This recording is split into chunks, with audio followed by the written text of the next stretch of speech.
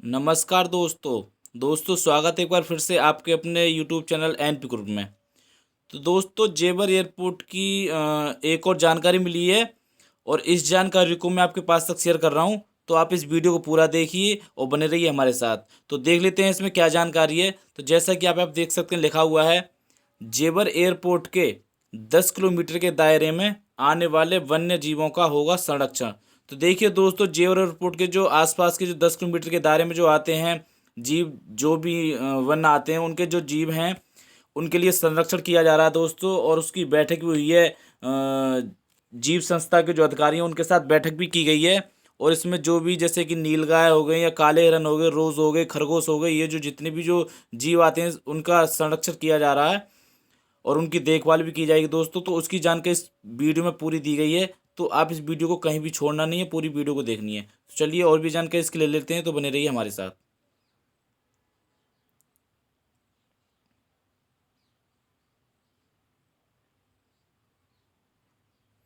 Greater Noida जेवर में प्रस्तावित एयरपोर्ट के 10 किलोमीटर के दायरे में आने वाले जीवों और पर्यावरण के संरक्षण के लिए भारतीय वन्य जीव संस्थान एक सप्ताह में रिपोर्ट देगा। 10 साल तक पूरे इकोसिस्टम पर निगरानी रखने के लिए साइंटिफिक सेंटर बनाने का भी सुझाव दिया गया है। इस संबंध में बुधवार को यमुना अथॉरिटी और भारतीय वन्य जीव संस्थान के अधिकारियों के बीच ऑनलाइन बैठक हुई।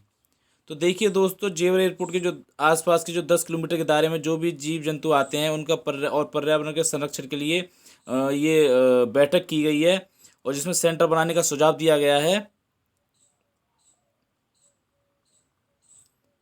एयरपोर्ट यहाँ के बनवारीवास, रनहेरा, किशोरपुर, रोही, पारोही और दयानतपुर गांव की 1334 हेक्टेयर जमीन पर बनना है।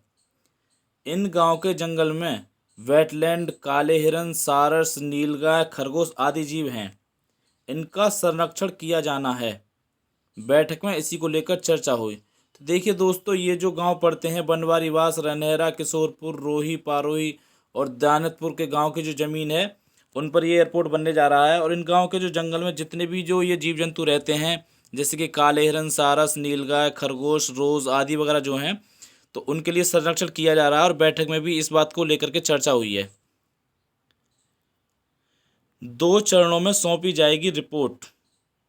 वन्य जीव संस्थान के अधिकारियों ने जानकारी दी है कि वह 2 चरणों में अपनी रिपोर्ट देंगे।